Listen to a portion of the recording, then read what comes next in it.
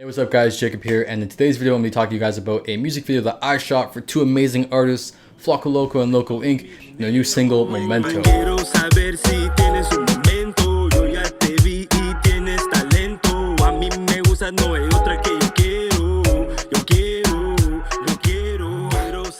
So today I'm going to be doing more of a music video breakdown, kind of showing off what we did, our thought process towards making the video, lighting wise, location, just some inside stuff, and a behind the scenes look on the actual music video itself. I'm starting off with the actual concept of the music video. This music video, it wasn't anything intense. We really wanted to just keep it a very fun and simple shoot. Nothing complex was happening at all. We wanted to show the two sides to an artist. The one side where of course they're grinding every day and going to the studio and making that hit. And we want to show the other side of that when they're done making the music. The hardworking side versus the play side. So we filmed at the two locations. The first location was Metalwork Studios. And the second location we chose was Fume Bar and Lounge in Mississauga. We knew the exact kind of shots we want to go for in this music video. I'd say it wasn't so much of a planned shot for shot music video, but we did have an idea of what we wanted to accomplish during the actual music video. So going into the locations, if you actually watched my last video, I talked about location scouting and how important it is to actually do that before shooting anything so you know exactly what it looks like so you can plan your shots accordingly. So the first place that we chose on day one of shooting was the Fume Bar and Lounge. Now I've been there personally before with my friends, so I knew that the place was very dark, and we were fortunate enough to film there because I know the owner, so I kind of got permission, of course, to shoot. And again, if you watch my last video, you know permission is very key to a successful music video shoot. The lighting in there naturally in that location wasn't the best. Again, when you're dealing with location, you really have to know how they are set up so that when you bring in your own gear, you just place things exactly where you know they will go, and boom, you're good to go and record. Thankfully, because we actually chose to shoot this on mirrorless cameras, the Sony A7III, which I'm currently filming on right now, and Aaron's A6300, no problem. Low light cameras like the A7 and the A6300 were awesome. The second location is a big contrast to the bar. It was a studio, Metalwork Studio, located in Mississauga. It had a lot of the actual music video take place here. You can see it's the actual opening shot of the music video as well. Usually I go ahead and check out the place before even shooting it and pitching it to the artists, or I've been there before so I know what to expect. I've never been to Metalwork Studios personally, but from video clips and photos I've seen, I took a chance on the actual location. With the location, we had full access to the entire studio. It was basically closed, and of course someone was in there to let us walk around and shoot in the different areas. We had the pool table, we had the actual studio setting, and we had the booth, which is my personal favorite spot to film. As you can see, I'm gonna throw up a couple clips and pictures on the screen right now for you guys to look at the different environments that we were shooting in. And of course, if you already watched the video, you will know exactly what I'm talking about. Going past just the locations for the music video, we actually used of course, our main cameras, the Sony A7III and the A6300.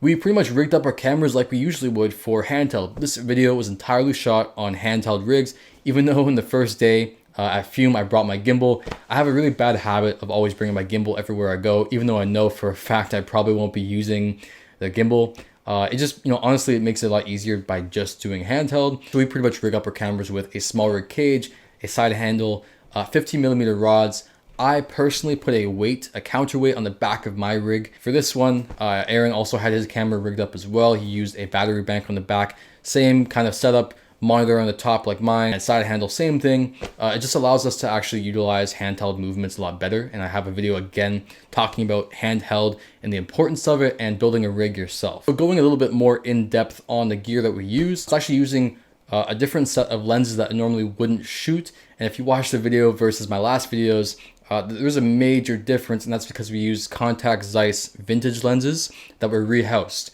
They're honestly probably the most sharpest lenses that I've used, and the color on them is amazing. Like, it turned my A7 III into like, it looks like a cinema camera almost. Like, the way the quality of the glass was amazing. We pretty much stuck to the main three that came in the kit that we rented. It was the 28mm lens, the 50mm, and the 85. I was pretty much rotating between the 28 and the 50 for the most part, and being full frame lenses, I got to utilize the entire focal length of them. So because we had two cameras on set, mine was the main camera shooting majority of the scenes, whereas Aaron's was the B-roll or side angle. And because we're using the same lens set, there honestly wasn't too much of a difference between my camera and his, although mine lets in more light being full frame. his being a crop sensor APS-C camera. So I want to focus on a couple shots before I move on to a different topic here, just to show off how cool the Zeiss lenses really are and the before and after of them. Basically, we put the A7 III on a tripod, stationary, and we had a chair in the middle surrounded by stereo lights. You know, the background for this shot in the fume lounge was very dark. There was construction going on in the background. A good way to hide this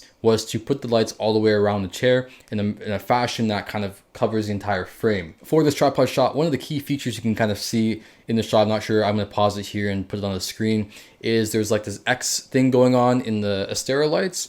The stereo lights basically, you know, normally by themselves are just glowing. They're like a neon glow, but because we put on a starburst filter, it takes the highlights or any light coming towards the camera lens and it makes an X. Kind of also help to fill out more of the space surrounding the lights so it hides the background more. So it kind of just was an overall stylistic look that we chose to go with. So there's more flaring and stuff like that throughout the video.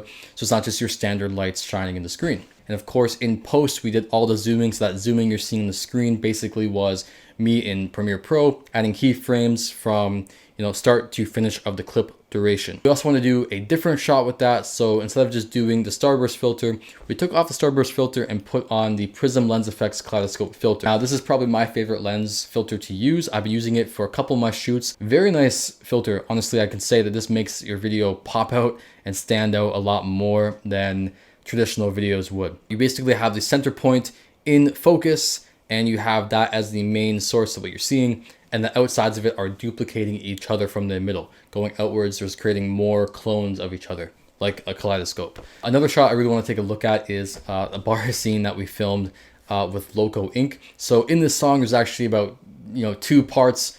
Flaco comes in the middle, and of course Loco has the hook and then his own section. So for his section, we wanted to do a different special shot. So it's actually Loco leaning over the counter of the bar with Giselle in the shot. We used the 85mm Contax Zeiss lens and just, again, tripod shot. Tripod shots I used to underestimate, but after really shooting this video and diving into like framing and composition, this was, you know, eye-opening to me. We just had a key light off to the side. Yeah, I think we had a stereo light off to the left side as well, kind of giving them just a little bit more light, but still it's a very contrasted one side look. So one half of his face was kind of covered and the other side wasn't. For the second location, we obviously chose Metalwork Studios. And again, we had to bring different lighting in. So for this, actually, I brought the Aperture 300D, which I also rented. And of course, we were still using the same lenses, which were the Contax Zeiss vintage lens set. So this place was not as dark as the bar. It was just a little bit more dim.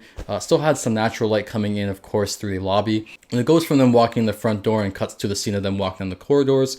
That was completely natural lighting. We did not add a single thing. I'm never a fan of like that dull look, but we just want to keep it as natural as possible to capture the essence that we're in, of course, a recording studio in a different environment. It's going to be meeting their producer, but we just want to have some kind of context so that when they walk in, they are meeting a producer. So it's not just them using the recording studio by themselves. So going back to the concept, we really wanted to just show them making the music, like making the exact song. So we had them actually in the booth. Essentially, there is a table where there's a couch behind them, and that's where I actually put all of our gear.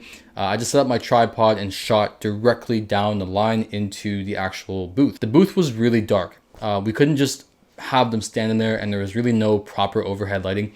For some reason, there's an actual chandelier that's above them, which I personally didn't like for this shot because it wasn't really giving off enough light. Thankfully, we had the Aperture 300D. While the tripod was out in the actual room, the booth had the Aperture 300D pretty much raised up as high as it can go and facing downwards towards both artists while they're performing there. So yeah, same thing, didn't do any zooming in camera. I did them all in post with keyframes. Just makes it a lot easier. So as well, we had them switching out. I also went into the booth as well with Aaron. The main shot here was on my camera, which is an upwards angle towards the chandelier. So going back to the gear that we used to shoot the video, we used a starburst filter specifically for this shot. Because that chandelier was there. That chandelier that was in the booth turned out to be a really cool thing to have, because otherwise it would have just been a boring shot with nothing above them. It was really one of those shots that, like, when you're watching the music video, you really pay attention to, like it really catches your eye. Next, we just moved on to the pool table scene. So we pretty much just got B-roll of them playing around with the pool table. Then we also got a nice performance shot by a bunch of different gold records on the wall. So you can see from the B-roll shots we got as well, the plaques with the records in them, the upwards angle with the flare.